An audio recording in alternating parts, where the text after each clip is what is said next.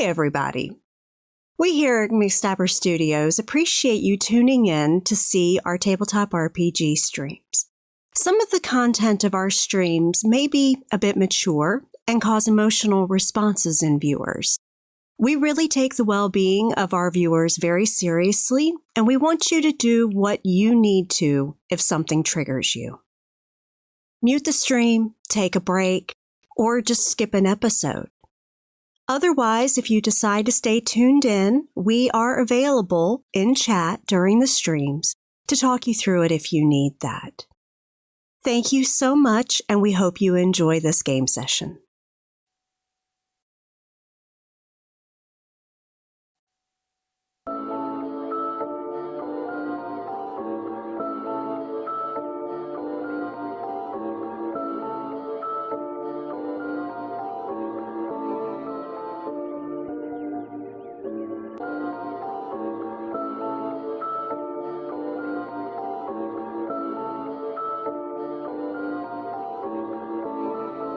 Jason Carl. Jason Carl. Jason Carl. Let's tell a vampire story.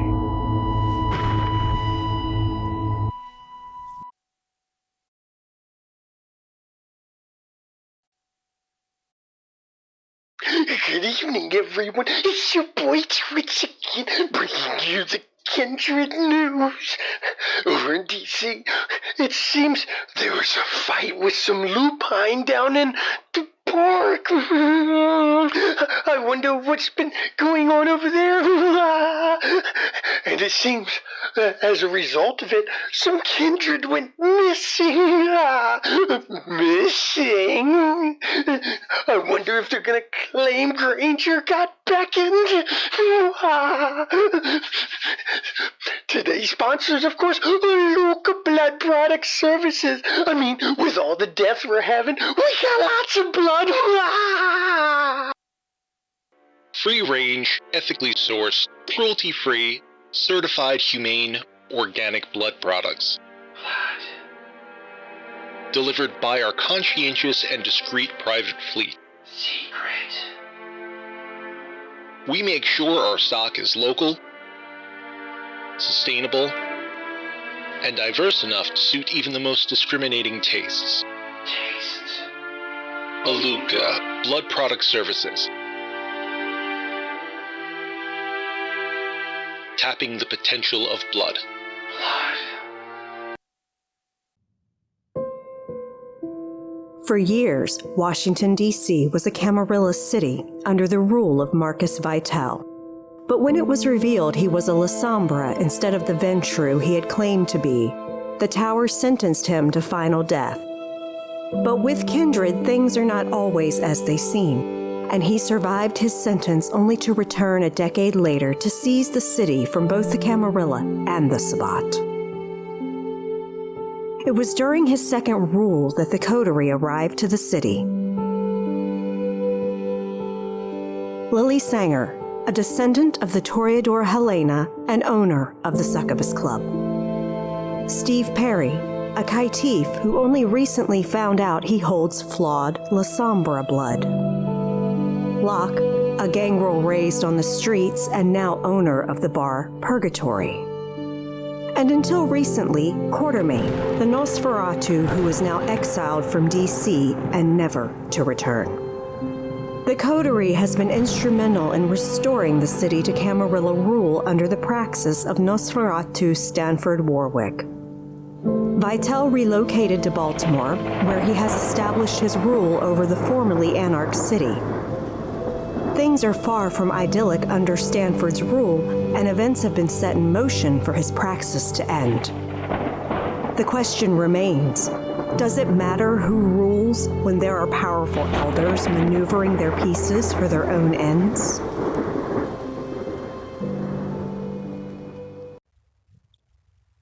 Before we start tonight's vignettes, I'd first like to tell Locke, happy birthday, Locke.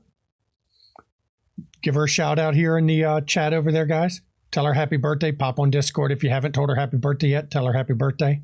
I hope you had a good one, Locke. And now, on to the vignettes. Good evening. and welcome to DC by Night Vignettes. Tonight, we have 3 vignettes for everyone. The first vignette is when Locke and Steve go to see the Madam and have revelations of things that they probably didn't expect. Please enjoy. Good evening. And for this scene, I'm, of course, storyteller Shanky McStabber. Lance? I'm Lance. I play Brian Miller at Kaitif, servant of Sybil and the child of Esmeralda. I am Locke, clan gangrel and owner of Purgatory. So, to set this scene, Locke, you are, of course, at Purgatory, where you are pretty much every night now that you don't have other things going on because, well, it's your bar. You're doing your thing. And an odd thing happens while you're at the bar. The whole bar goes silent.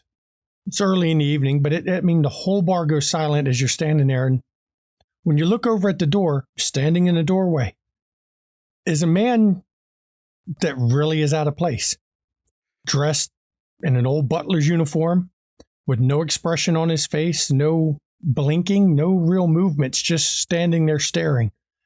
And all the Vikings in your place look at him, look over at you, look back at him, and are not quite sure what to do. And she'll say, do you want to talk in the back room or is it just a message? Madam has sent me to tell you come see her. She accepts the meeting. And now?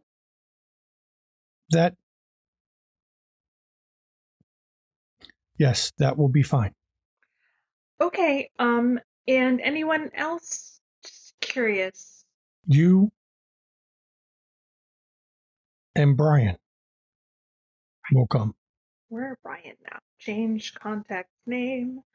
Okay. We will be there. Now, the odd part, of course, is when you left your message for the Madam, you said Steve and Locke. Oh, she just knows shit. It's fine. It's fine. And he Brian now. He turns and kind of does that weird walk he does where he's not, almost as if he's forgotten how to use his own body. And he exits the bar, and immediately the Vikings are still staring at you. It's fine. It's fine. Just. And Jack mutters, y'all don't want to know. Just go back to what you're doing. Nope, you don't. You don't. And Locke will message Brian and say, hey, Brian, that's in caps. We got an appointment with a chick at a hotel. I'll pick you up. Where you at? Locke's never been to my New Haven, so. Or you want to meet there? I loved your driving on the way back from our last adventure. I want more of that. So come pick me up. And Okay. So he gives you an address just outside of D.C. As I recall, it was Potomac Yard, wasn't it? Or right in that area. And, I mean, literally just outside of D.C. And you pick him up, and I'll let y'all have your ride over there while y'all discuss what you plan to try to tell this Madam. So this isn't a mistake, right? This is... Oh, I'm sure it probably is, but that's what we do, right? Yeah, actually, yeah. We make a lot of mistakes. On a level of, like, 1 to supporting Stanford, what level of mistake do you think this might be? Well, I don't know. I mean, supporting Stanford might be a 5. I mean, waking Methuselah, that's kind of 11. But yeah, that's an 11. Yeah. Okay. Yeah. So what are we going to go when we go in to talk to her, though? We do have a few scraps of information, but what exactly do we want to ask her for? I kind of want to know. I mean, there's a lot of stuff that's coming to a head at once, and like where she is in all of this. I mean, she may say, fuck it, I'm gonna watch you fuckers burn. This is a really tall hotel. I can see it from here. Um, you know, but I don't want to see the city bleed again. Like, and anything that would stop that from happening would be would be good. So, um, I mean, does that make sense? Does that make sense? No, it Like, really does. we could just, yeah, I mean, we could just fucking leave. You and I can just get on a plane, and okay, we'd still have the problem of It wouldn't be we'd still have our problem. right, but the Um, city hmm?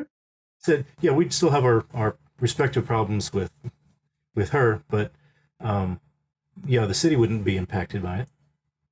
Yeah.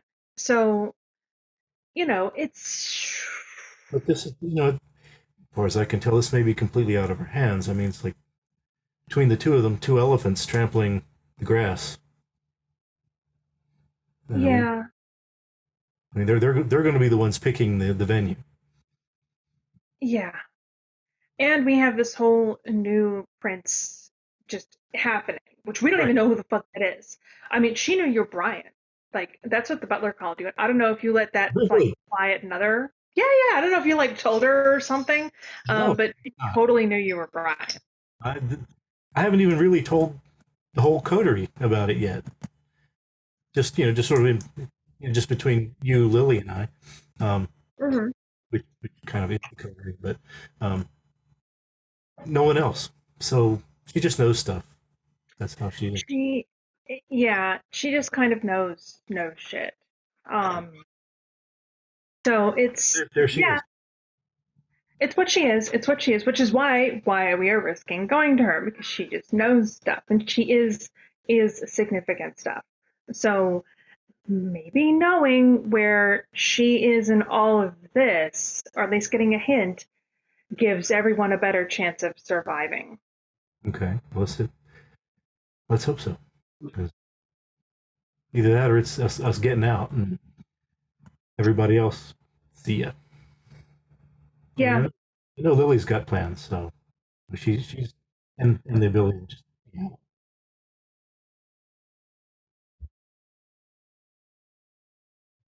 but yeah,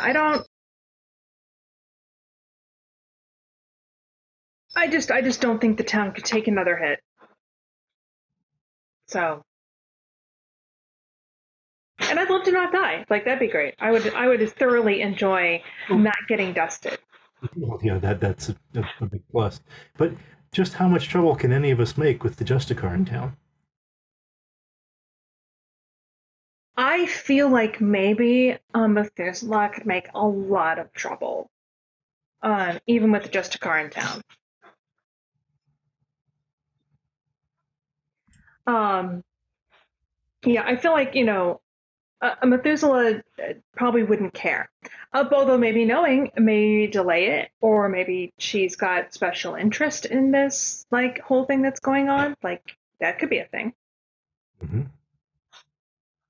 So, and you know what? Maybe she needs people. I mean, she's probably got people on the outside. She's got that weird ass butler that can get around. I'm sure he's not the only person that can motor around for her. So I mean, maybe she has other like she could use, I don't know. She's kind of one of those people that you just go and you see what happens. Those kind of people. Right. Mm-hmm. And you just see what gets laid out. Yeah, because there's So, never really been any negotiating with her. It's just like go see her. She tells us things, says she wants something. It's mhm. where you don't say no to her. No, absolutely not. Like, and I think she's at least well enough that she understands that she doesn't ask too much of people. Like, we can't deliver. Like, she wanted a book, that kind of thing. So it's better than most of the people we've dealt with. True. Yeah, it is. And so you two arrive at the infamous Tower of the Madam, a Hilton hotel that's in Tyson's Corner, which is an odd place to make her tower. When you pull up, of course, the doorman is there. Now, Locke was driving, so you're in Locke's hoopty. But oddly enough, this doorman doesn't bat an eye at a vehicle that's really out of place at the Hilton. And when you get out of the vehicle, of course, he hands you a ticket, much like anyone valet parking. The madam is inside. You will see her. I will return your car when you leave. Mm-hmm. And he gets in the car and drives it into a parking garage located nearby, leaving you guys to open your own door this time to go inside. Okay. All right. Go Cool. on. And you step into this lobby, and as many times when you've come here, it's like you're not there and nobody pays attention to you.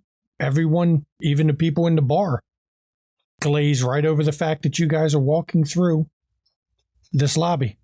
And you head over to the elevators that you know quite well. And when you get close to one, it opens. Same one you always take. No buttons. No real way to tell what's going on in it. But as soon as you step into it, it closes and you begin to feel it go up. Are you using any powers, Brian? Are you gonna? No? Fuck no. Fuck no. 0 powers are being done right now. And you ride the elevator to the top. It's hard to tell exactly how long it takes because time is odd here. Sometimes it feels like you've been in the elevator for hours, sometimes only a few minutes.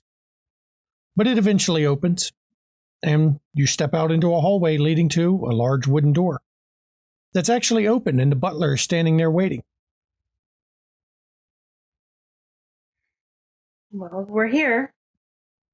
The madam is in her library. Come with me. And you follow through, of course, her suites and this collection of, I wouldn't say memorabilia because many of them are quite valuable. It's a large collection of art, books, and jewelry, and just a little bit of everything seems categorized. And yes, the Hope Diamond is still where it's been the whole time that you've known it was in here. And you're led straight back to the library, where this time the madam is actually already sitting in the library with her head bent forward in her chair. And there's a book in her lap, but there's no title on the book. It's just closed, an old, very old looking leather-bound book of some kind in her lap with no title visible. And the butler walks behind her chair and stands there, and then you just see his head drop and hers lifts up. You have come. You wanted a meeting. Very dangerous times. Yes, they are. What do you seek?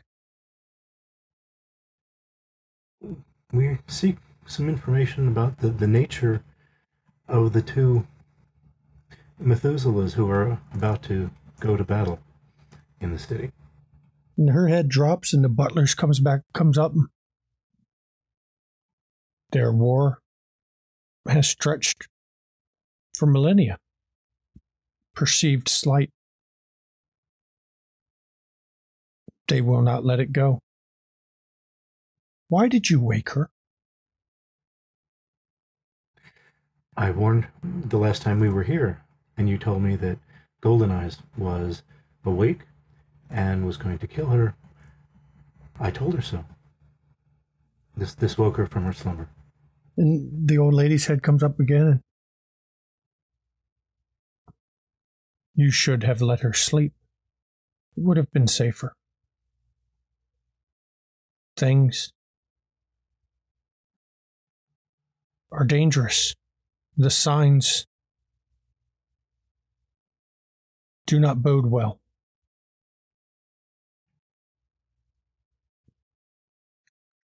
A choice is coming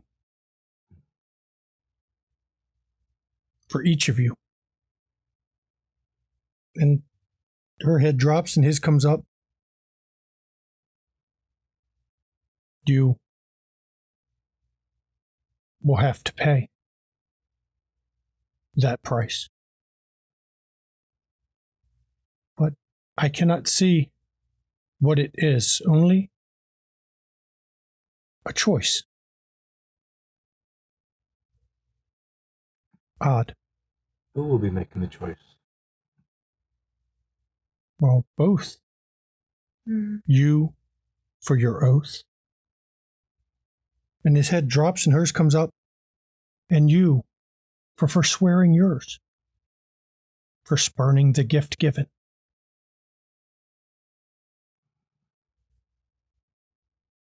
I cannot protect you from her. I survive by being neutral, documenting and collecting.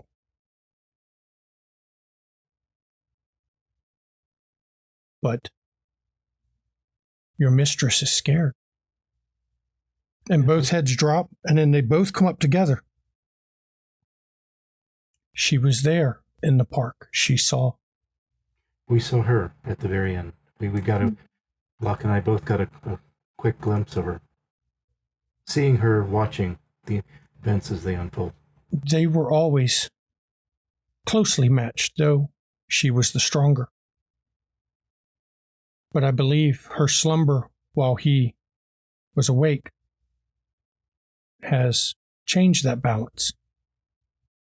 And she knows. And then both the heads drop, and then the madams comes back up.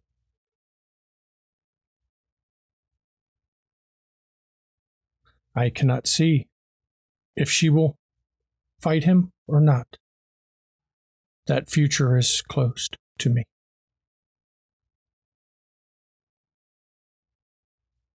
So she doesn't know if she'd win in a straight fight. Were it 100 years ago, she would win. But she has slept while he did not. And she is still waking. Well, to you, she is awake. And the old lady's head drops and his comes up and goes, but she is not at her full strength yet. She may not win. So she may not risk it.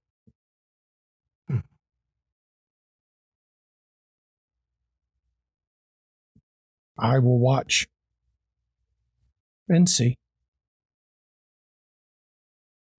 How long have you observed her behavior? Do you know what if she feels she's not up to the contest? What is her? How does she react? I have sat here in this spot for, and his head drops, hers comes up again. 500 years. So long. So much to gather. But she was here before me, slumbering. He came later, seeking, as many do of their enemy. She laid here long. You should not have woken her. But I saw that path. Then both heads just drop for a minute, and the room just goes silent. Then the old lady looks up and goes, you have found your memories, Brian. Yes, many things are coming through now. And I am very much not the man now that I used to be. No, you are not. But we all change.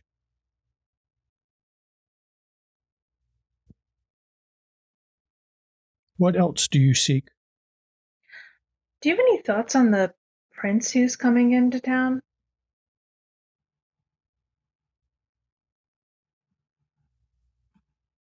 And her head drops, and his comes up and looks. And his eyes close, and he leans his head back. And the room is silent. And it sits that way for 2-3 minutes. And then his eyes open.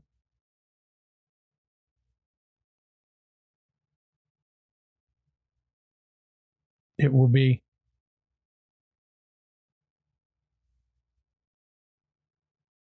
Karina on the throne. Here, this is done. We'll be pissed. I wonder if anybody's told her that. And she will have to choose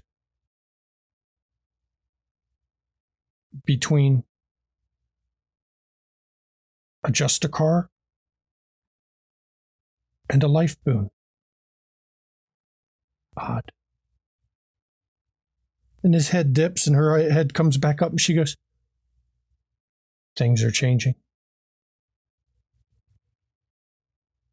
Can you not feel it?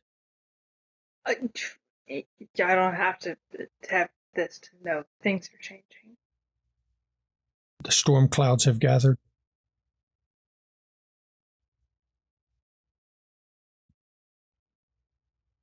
Ask. Do you know anything about the axe that Theo is wielding now? It used to be owned, we think, by Bjorn. The nature of that axe? It was kept by Bjorn, but it was not made by him. It was not made for him. If you get it, bring it to me for my collection. It is ancient. And Feels wrong. it remembers the souls it has taken. Like that's a metaphor or a simile. One of them. This literally takes No, soul. it is fact.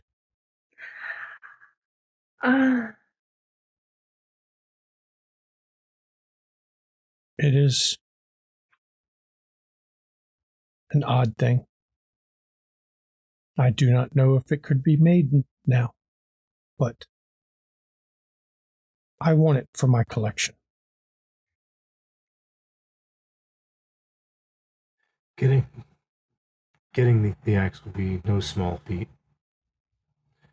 and could quite easily be the end of all of us, just as easily as Sybil or Theo. So,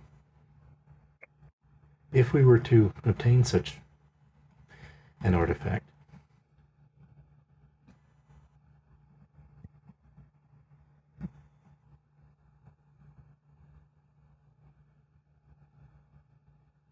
The old lady's head comes up. If you get it, you won't want to keep it. You'll bring it to me to get rid of it.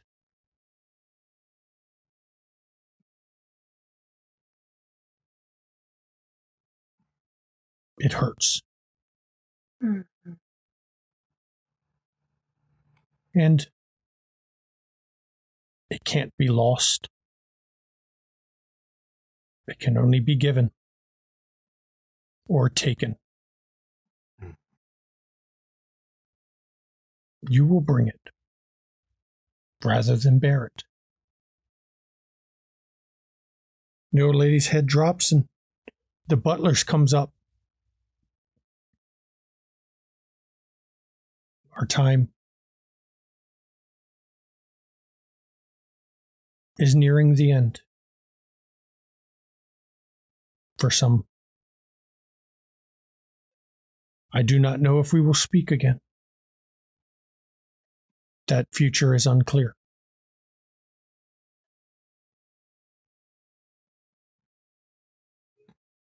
thank you very much for the time you've given us. Yeah. Thanks. You are welcome. And The butler looks at you, Locke. She will find you before the end. I know. She was always an oracle. She does not lie, but she also will make her own prophecies come true.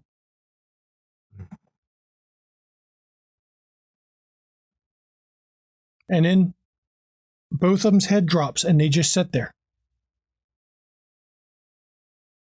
I look over at Locke. It's like, what are we doing? Yeah, I think that's our signal. And you walk back the way you came. No escort this time. When you get to the elevator, it opens. And I know that you guys don't normally speak of anything that you've just occurred in the elevator, so you ride the elevator down and step outside. And as you get in your car, Locke, it's already out front waiting. 3, maybe 4 hours have passed since you've entered the building. Oh. Okay. Guess we didn't get the speedy visit. And you're in your car riding back. I assumed you're going to drop him off at his haven because he doesn't have his car with you. And I leave you guys to discuss what just happened. Well, what do you think the odds are of getting that axe? Dude. Not even. Because she seems to want it very much. My first thought was, fuck, you want to make a deal? We can try, but it cannot be lost. It can only be taken or given. Right. He's not going to give it. I don't think we can take it. Well, we have to. Do you think we can take it? Taking it as if he's like on a week-long vacation on the other side of the planet, maybe, and he just left it. I feel like it's not a thing you kind of leave. Well, then again, fucking Bjorn had it in a wall, so, who knows? Yeah. Well, first we have to find out where it is. Do you have any friends who could might be able to figure out anything about it? There's always Tabitha, but the problem is that she knew an art that doesn't exist anymore. Norton, he still pals around with Norton. Okay. Which makes it your contact, not mine. Okay. Well, do you have any perhaps smaller friends that? I can talk around to some people I know. I don't even know where he's hanging out these days. Well, Tabitha would know some of the havens, of course. But who's to say he's still staying there? Like, he's old enough and smart enough, you would think he'd move on. But I'll see if I can't get a list from her. I have hopefully worn down any loyalty she had to him. Mm-hmm. Via, girl talk and bullshitting. And just the fact that he's an asshole now. Like, normally, well, you would think that'd work in your favor. It doesn't.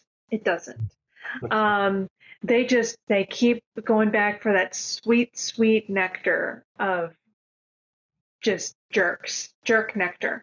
Yep. So. No, we know that Art has in mind to talk to me. Whether he gets to or not, we don't know. But it's certainly something that he's thinking about. Mm-hmm. And we know he occasionally seeks me out. Yeah. He's already talked to you and had a look inside, so. Yeah, I didn't tell him anything that I wouldn't have told him anyway. I actually told him less because he got pissy and walked out. I was about to say it, like, fuck it, you want to know where she is? I'll tell you. That was a real easy way to solve a problem. But he left. And I'm like, well, fine, don't know. I don't care. Because the bike he rides is pretty distinctive. It is. Distract him a bit. Clip a magnetic GPS tracker on it. That is true. That is true. And the old ones are not known for being astute in that. There is also one other that might be able to find him. Esmeralda, the bat that flies over DC. I mean, are you too chill now? Like, we're chiller. than we okay. were.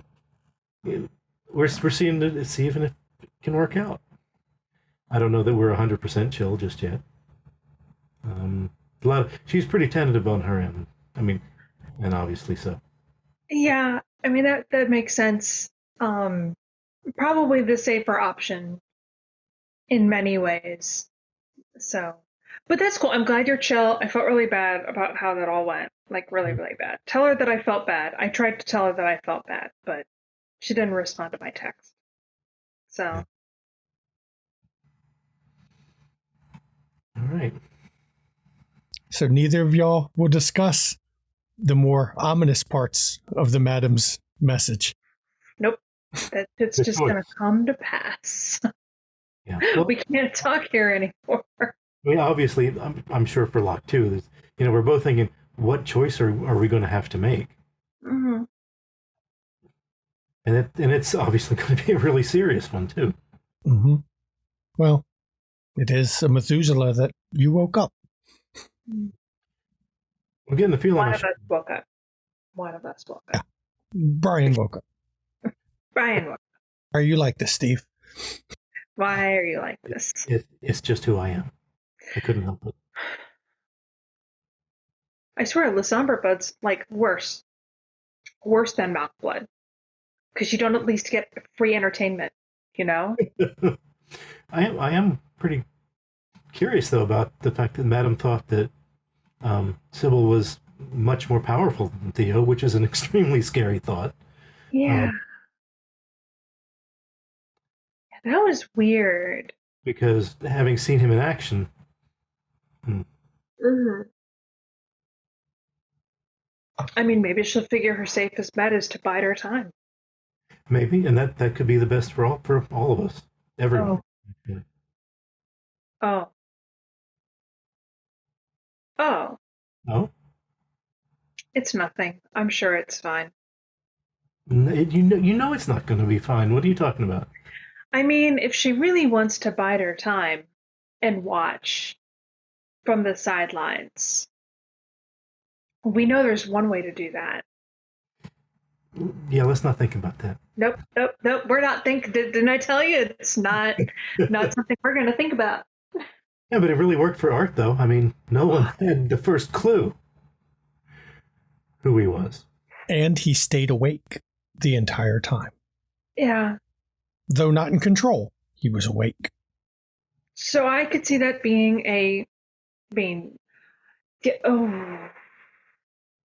no. This is fucking DC, you know? Jesus. How did this end up being the worst city? It's boring. Oh, it's getting livelier now. It's, I wouldn't exactly call this boring. No, but it's supposed to be a boring city. Like, that's the point. You come here, there's like, it's...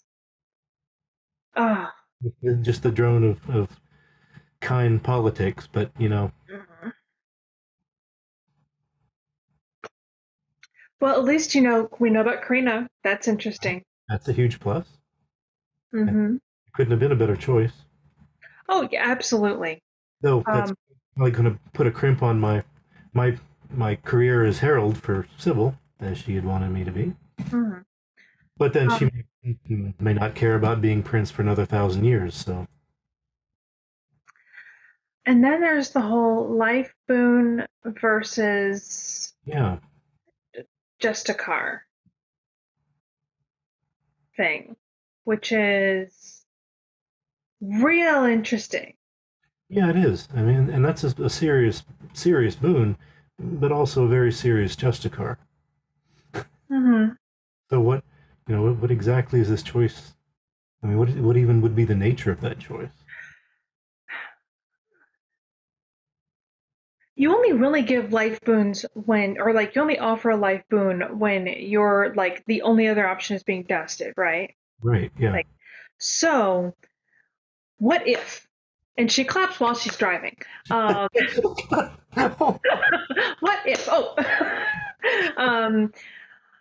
something's going to happen where that's the choice she's given. Intelligence, awareness from both of you, please. Okay, let me pull up a sheet. Just had to say something that makes me have to make people roll. Mm-hmm. Dope. And haha, she's 2 dots. 2 dots in intelligence now. She's a smart girl. Intelligence plus what? Awareness. Ooh, 5 dice. Look at me. That's what I use to try to remember certain facts. 4.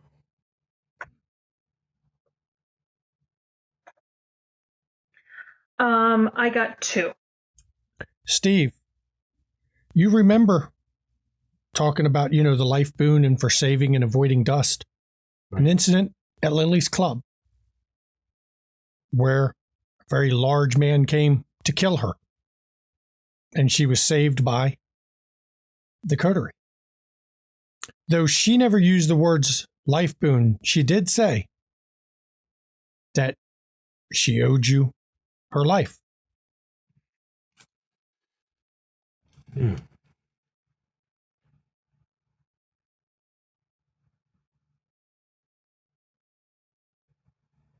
Okay. Now, if that's the life boon, how does that figure into the choice with the Justicar? Oh, the Justicar might come after us.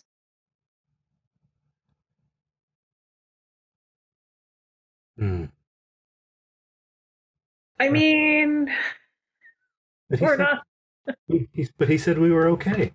He did. For the amount of stuff that we were okay for, which is limited. Yes, that's true. So,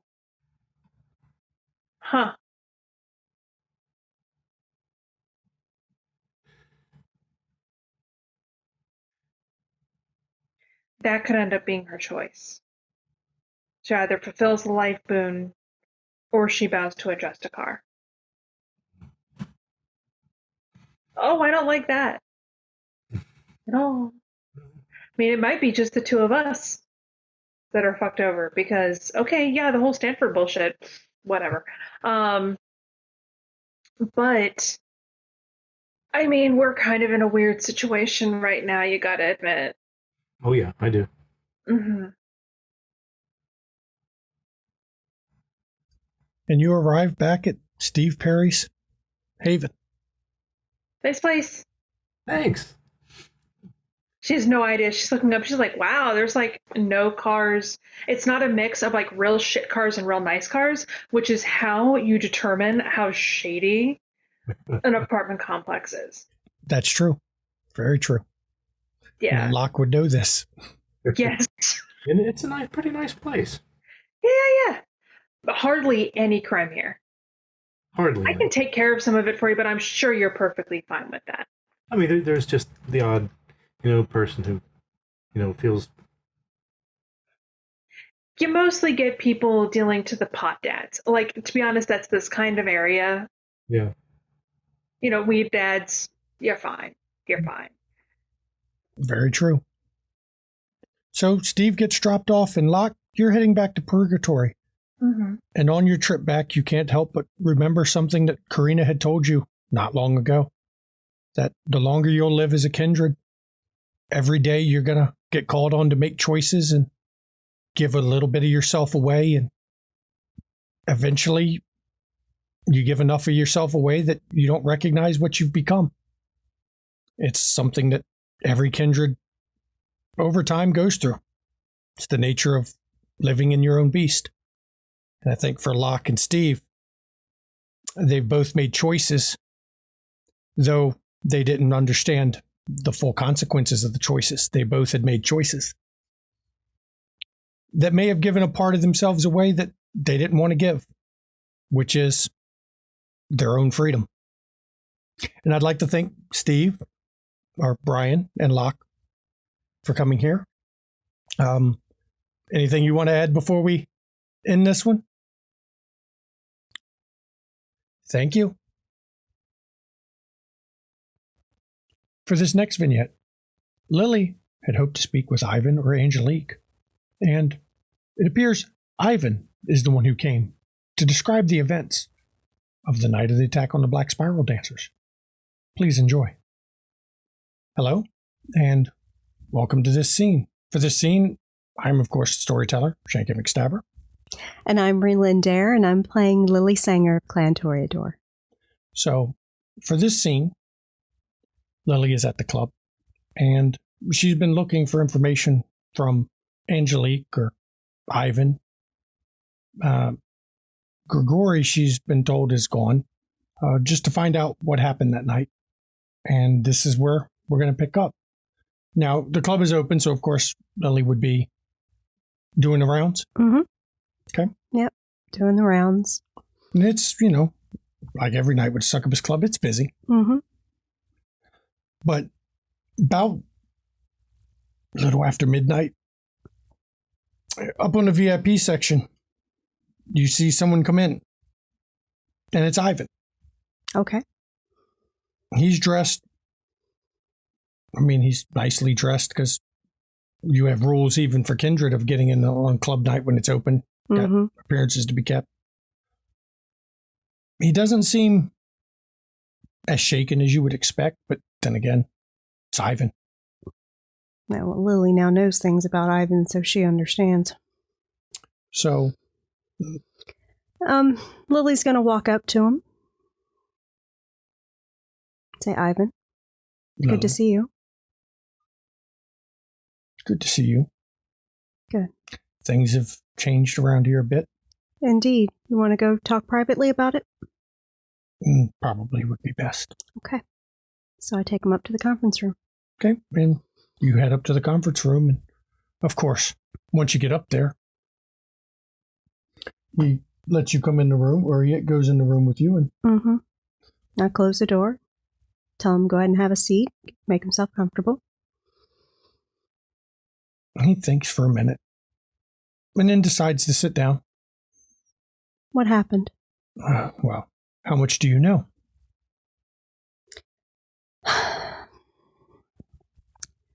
I know that an air horn was sounded from the position that Velois and Cone were at.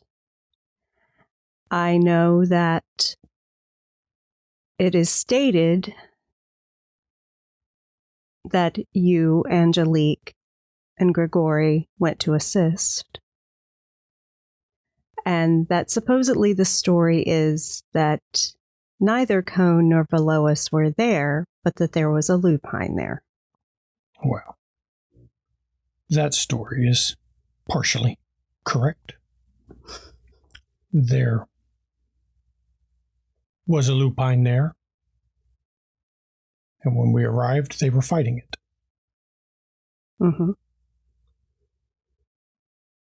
So we joined in.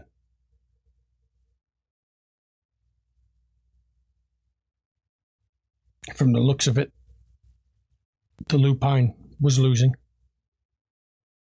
Velois' skill was impressive. So we jumped in with the plan to kill them both. All three, actually, because of Cone. It didn't go as planned, of course. Walk me through what happened. We got on the scene, they were fighting. So we came to help. And started in on the lupine first. We were assisting, not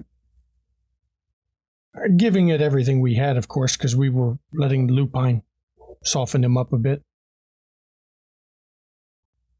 And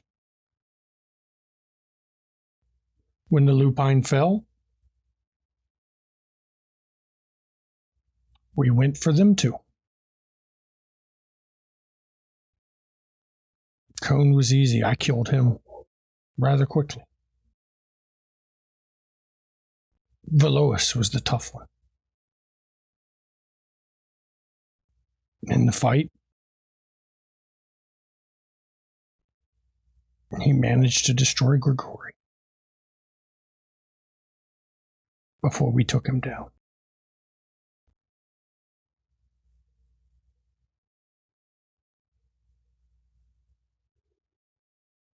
But we got him. Both.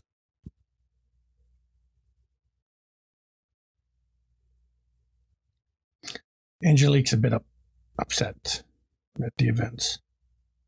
She is emotional. How are you? I have lost many that I've fought beside.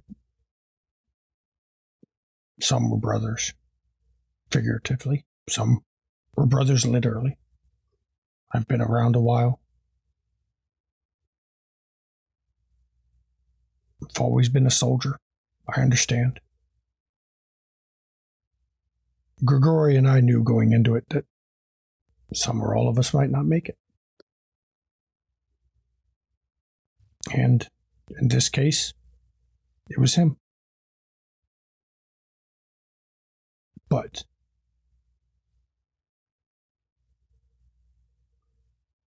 justice was served for what was done. Good. Angelique will rebound back from it. She blames herself, of course, for Grigori's death. Tried to explain to her that, she didn't know. We thought we could take him. We knew there was a chance, but she blames herself. We went into it knowing what the risks were. We were willing to do it. Family. It's what mattered. I am very sorry for the loss of your brother.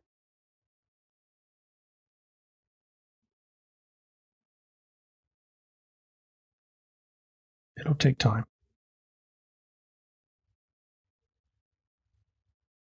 But we're still here. Good. And we got the bastard. The Venture are beside themselves.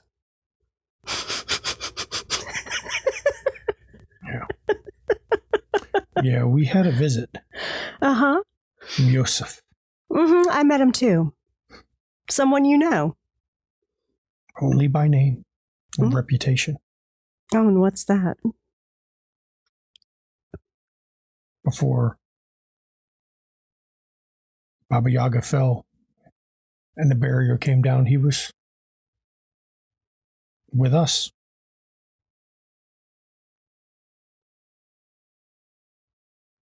One of us, he was there in Russia with us. His reputation is very dangerous. Oh, but I knew that just by looking at him.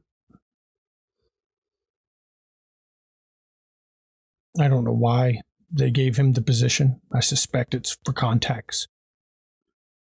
He had amassed quite a bit of power in an area where Camarilla was not strong. Is he Kaitif? Rumor? Yes. Very old one to have survived as long as he has. Mm-hmm. Because we were no more tolerant there than Camarilla.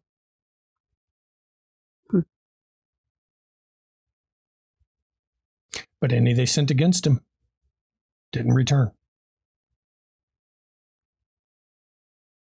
Some joined him. He made a better deal, I suspect. So not only is he dangerous, he's intelligent. And utterly ruthless. I don't doubt that at all. He has a reputation for, well, as much as you can believe any of us, his word. But not in the way most people understand.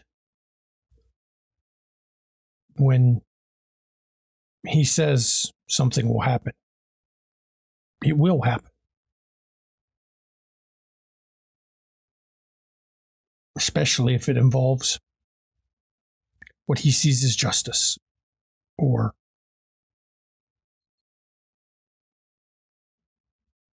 enforcing whatever moral code he has.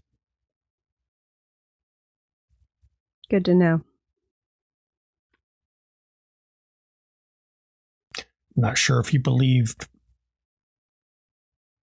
what Angelique and I told him. He may have seen-through it. It's hard to tell. But we're alive. Well, yes, we're alive. You survived. We survived it. We are still here, not breathing our breath. Yeah, he came here to let us know that Stanford was taken out. And of course, threw some threats around, but we survived as well. It's a good sign. He's patient, though, so may not be a good sign for any of us. He could come later and extract what he wanted from me. Okay. He always could. But it is what it is. We have cast our lot. We rolled the dice. Indeed. And I've got escape plans. Not sure where I can escape a Justicar, but... Oh, there's always places. Their reach is long. But there's always places. But there's always places. That is true. Oh, I've been playing this game a while. I've just survived a while. Yeah. Good. So... It's good information. What else happened that night? They asked me about Granger.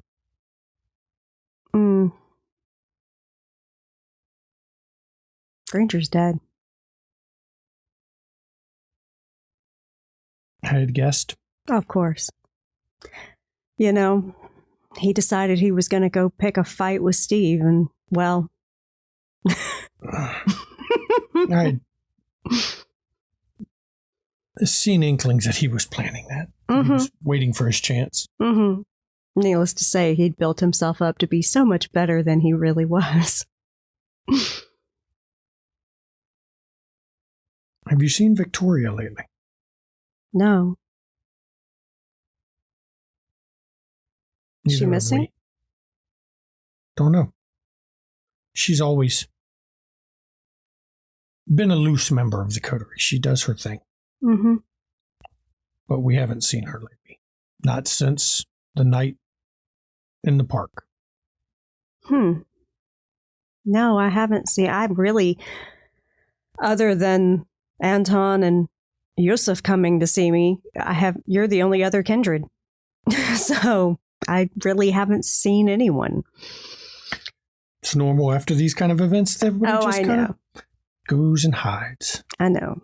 We've been doing the same, but Angelique wanted you to know. I appreciate it. I am glad that she was able to get her justice, vengeance, whatever you want to call it. It's justice. But we paid a high price. Indeed. Everything comes with a cost. But the Tremere will know they got stung. Oh, indeed. We're down to one. Well, not just that. He was a rising star. One of the, after the events that went on in Vienna, he was... I know. Someone they expected greatness from. And he was good.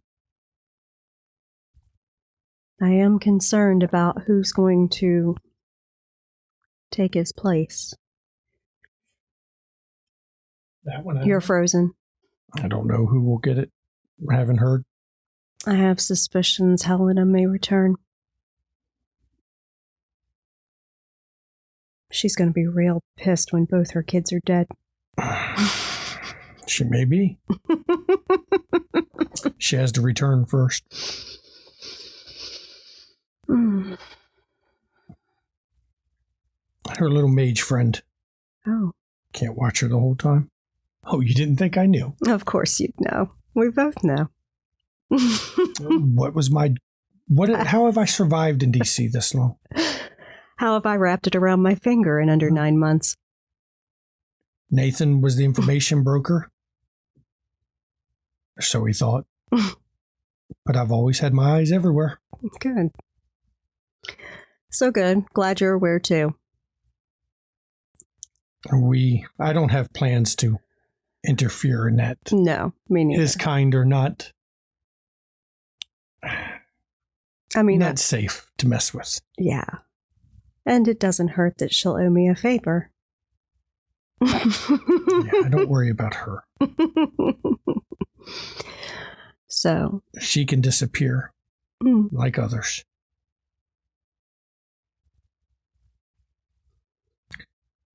I still know some people if I need them. Good.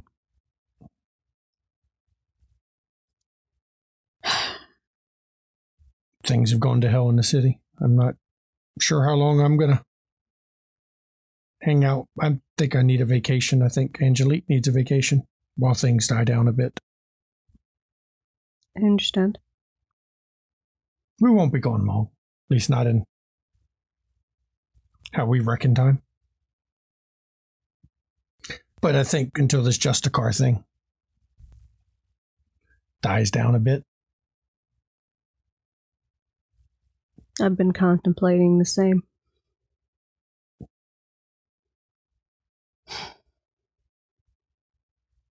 Haven't decided yet. Well, you're Tower loyal. I've always been the independent. So let's just say that some Justicars have different feelings about independence. And it's nice to know your information network still has a few gaps. And of course, I'm Bruja. There's many who have not forgiven us for leaving. Yeah. Though I was never part of it. Yeah. I saw enough of that kind of autocracy and Russia. I didn't want to be part of that. They can have it. I understand. Okay. Well, if you decide that you guys are taking off, safe travels. I'll let you know if we go. I won't tell you where, but I'll let you know at least. Okay. Angelique would like you to know, and you have her support in general because you helped us set this up. So. Indeed.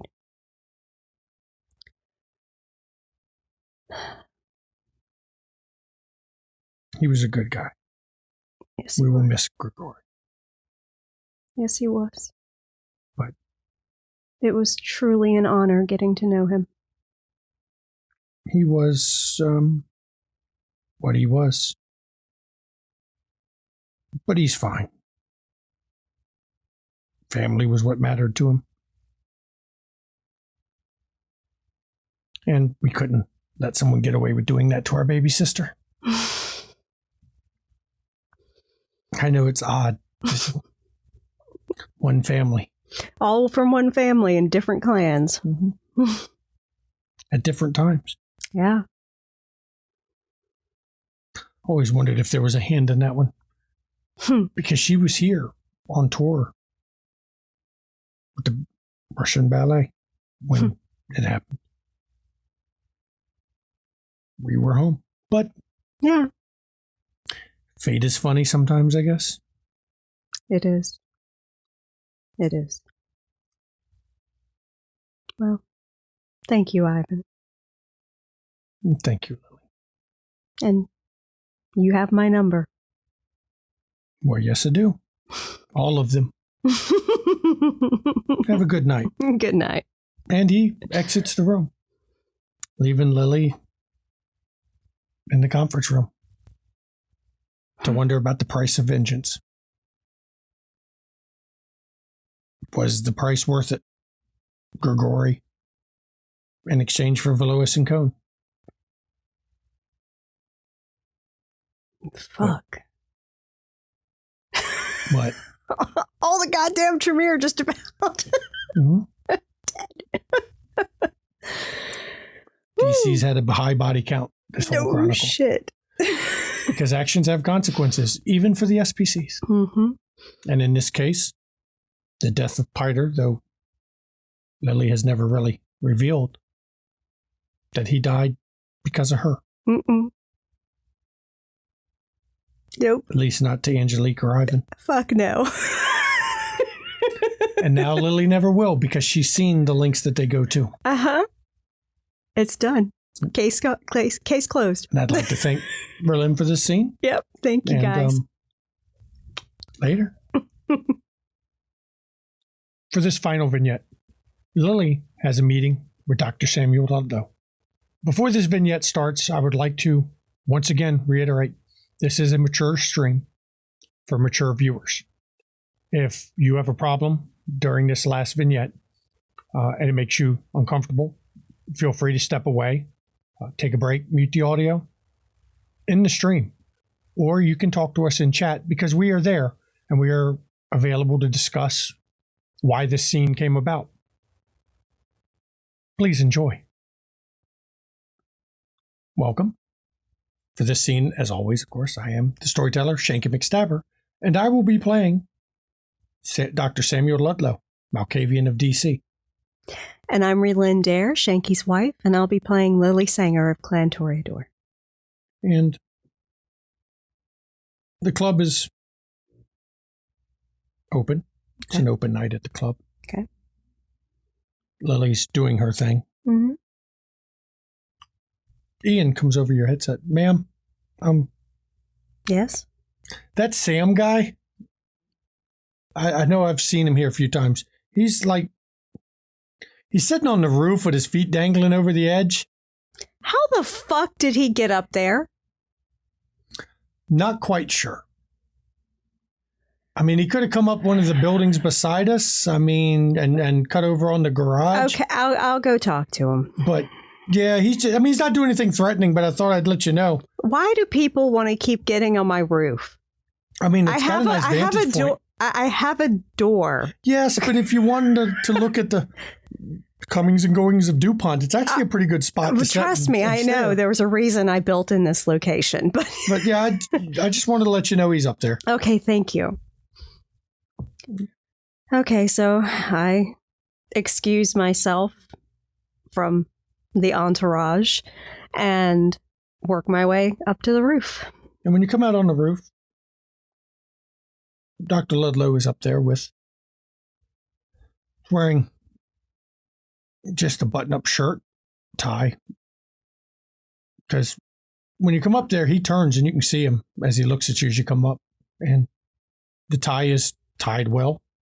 He looks presentable, kept. So you know what this means. He is hungry, but coherent. The doctor bag you normally see with him, though, is not present tonight. And hey, Lily, how are you?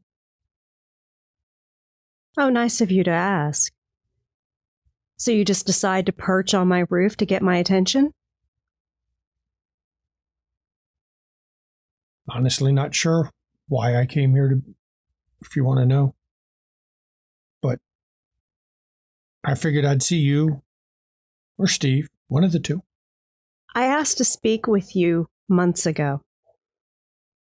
I've been going through some problems, dealing with some things. Have you ever just sat on your roof and watched all the mortals walking around down there? No, I haven't had the luxury. Come sit with me then. So, Let's have a talk. walk over and sit. And he looks down and goes, it's fascinating. They go about their daily lives here and there and don't know the real dangers around them. They think they have problems. They think they know what pain is, what life's about, but fragile little lives, so clueless. We could jump from here and we'd be hurt. We'd survive. None of them would.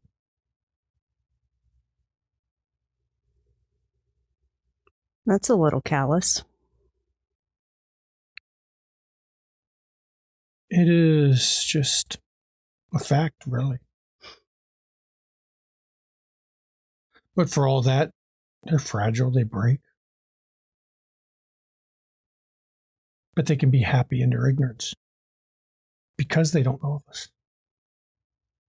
Because they don't have to live through the burden and, live their lives, and some will die of old age, some will be killed, some I'll kill.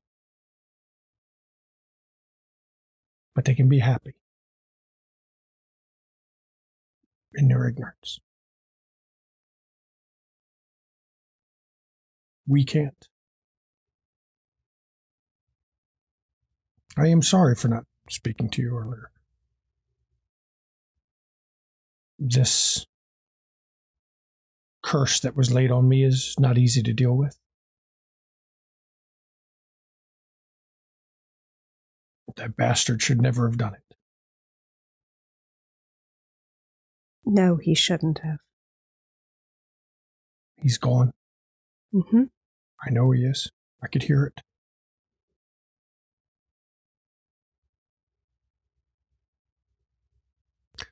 Sometimes when I'm unaware of what's going on around me, I see things through the fog, through the haze. And I saw him die.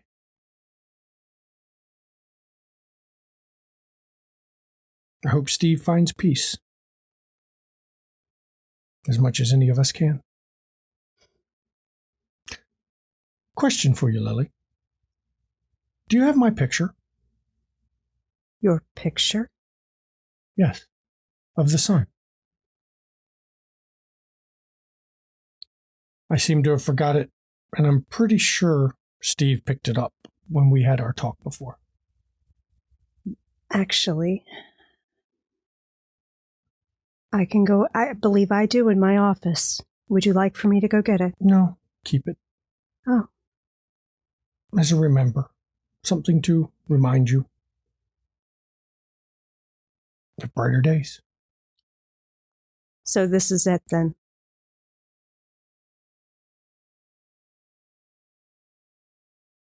I'm tired.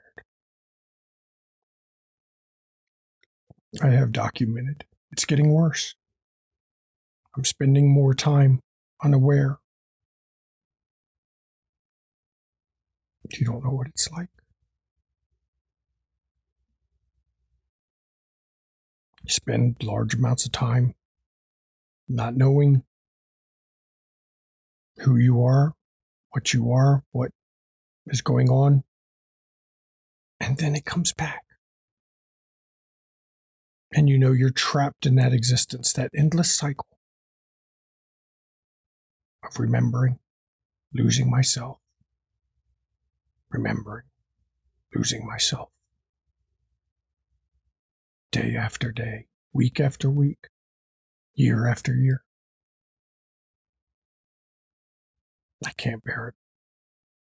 I can't do it. I should not be.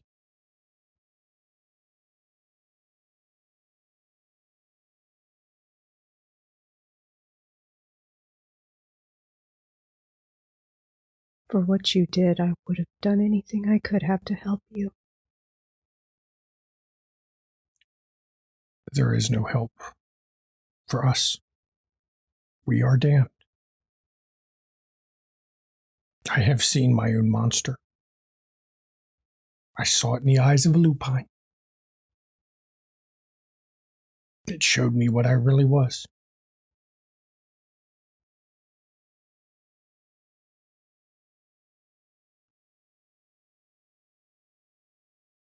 Why did you do that? For a few reasons, really.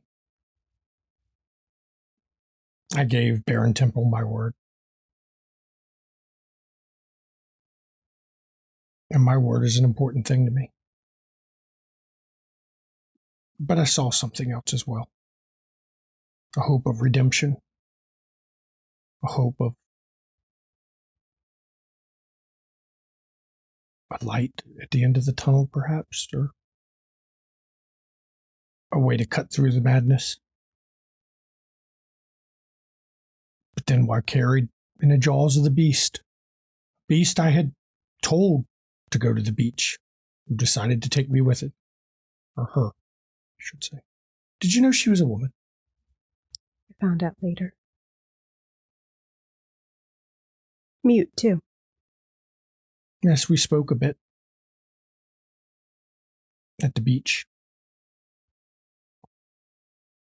Her. Sign language, of course. But as a doctor, it was something I knew. You never knew what kind of patient you'd have, what you'd be called on. So I knew it.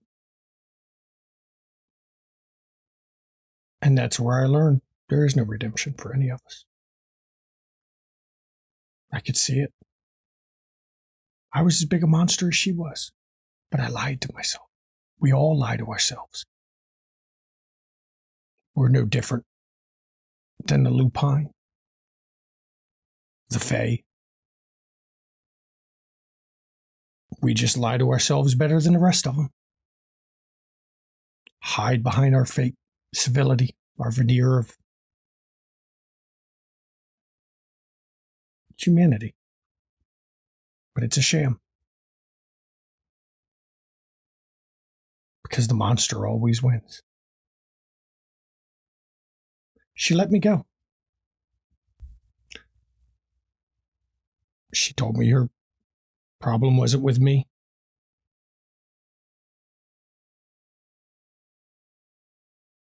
And that it didn't matter. Because I wouldn't make it to the end anyway. As I said, we talked a bit. Did she come here? Yes. Pretty sure she's dead too. So's Malik. You know, the odd thing is, she knew. She knew what was wrong with him? No. She knew what? That if she came to DC, she would die. She knew if Malik came to DC, he would die. Very odd. She was strange. But a monster.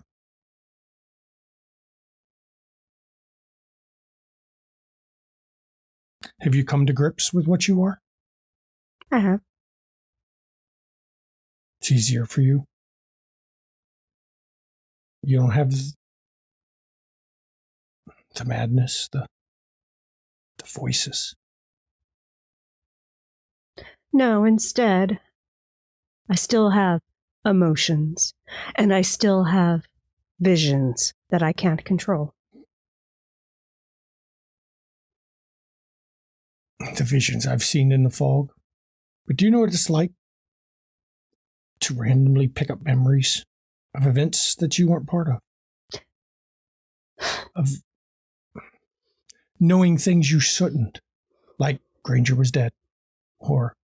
That I don't know. I'm not connected to any kind of network. You've heard those rumors, huh? Mm-hmm. You're not my first Malkavian, Doctor. Studied it a bit. I'm convinced it's real. I don't know what it is. It defies my science. It defies anything. Of course, then again. So do we. Exactly. And if you ever meet a fae. I hope not. They defy everything that is science. But I've seen them lurking in certain places, but I just try to avoid them. they love their things of beauty. Whimsical. It was a long journey to get here. Saw a lot. Mm-hmm. Learned a lot. But I can't do it anymore. I can't. It's too hard. Because I'm losing my fight. And I'm not going to spend eternity not knowing who I am. Not knowing what's real, not knowing who's real. You were a beacon. I always remembered you. You, Baron Temple, and Steve. And it just froze. And Dr. Philo. It's time. Don't mourn me. Don't. I am not a good man. Never was.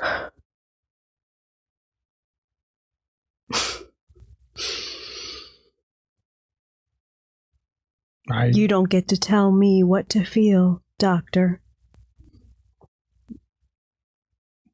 I could psychoanalyze you a bit. Oh, I'm sure you already have. But it wouldn't matter.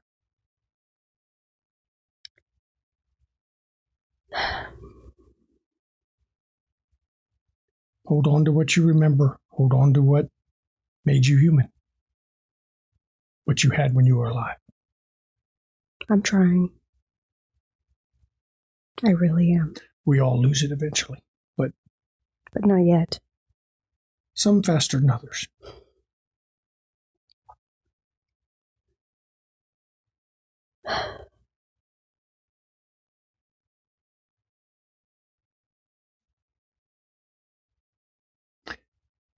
Anything you'd like to ask me before I go?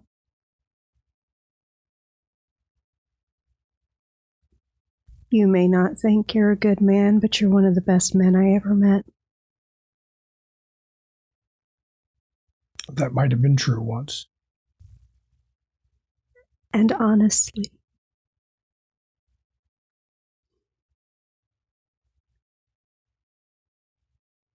I will grieve you.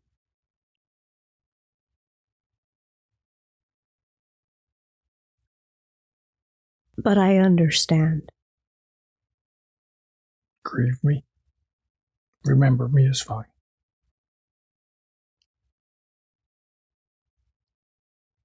Do not. You had something taken from you.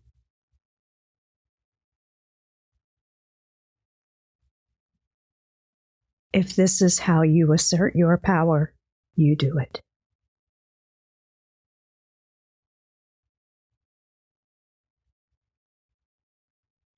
I'm afraid if I wait too long, you won't be able to. I will lose my sense of self, trapped in my own head, except for brief periods where the beast is in control. I wish I could explain what it was like. I've tried. I've seen. And you break my heart. But Lily, dear, we don't have hearts. Oh, I still have one. It just doesn't beat anymore.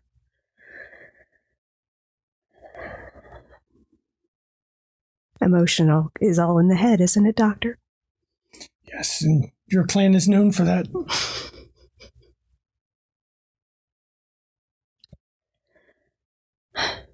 Tell Steve, tell him. I will. That I hope he found the satisfaction he needs.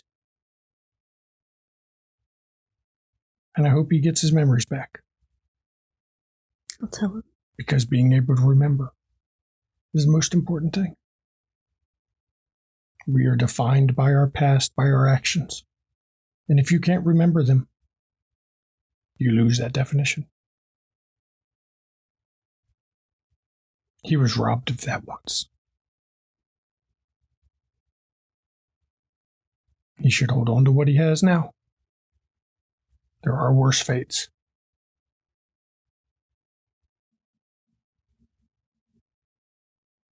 Sam. Yes, Lily.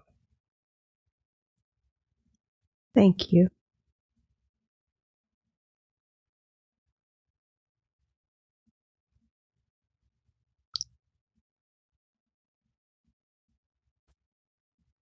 I will immortalize you in my writing.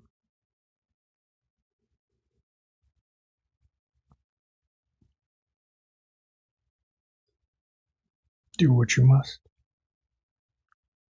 But if you do, leave. Of course. Darling, what I can imagine of you is always grander. Just leave the fog out. Leave.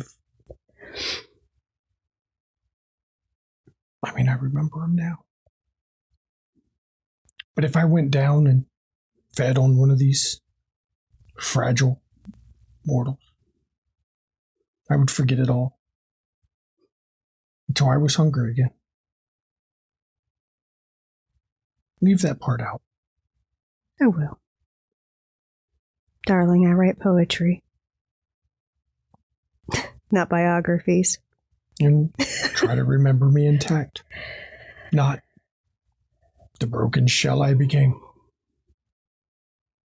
I will.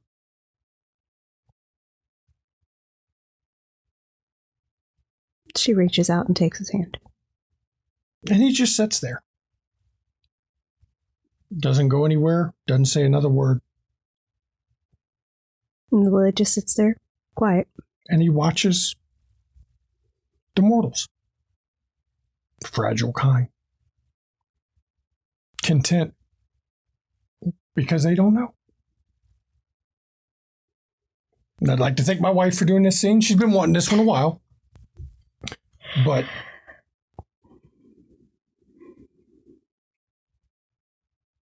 what happens with Sam is the final bit. Don't know. We won't reveal here. Oh. Because if he does what he wants, he'll walk in the sun. But if he doesn't, it's not really Sam anymore anyway. We'll have to see. That may be something for the viewers to decide. Yep. Did he finally do it? Or did he at least try a little longer? Thank you, Verlin, for doing this. My pleasure. Thank you, everyone. Good night. As always, thank you for joining us on this dark journey.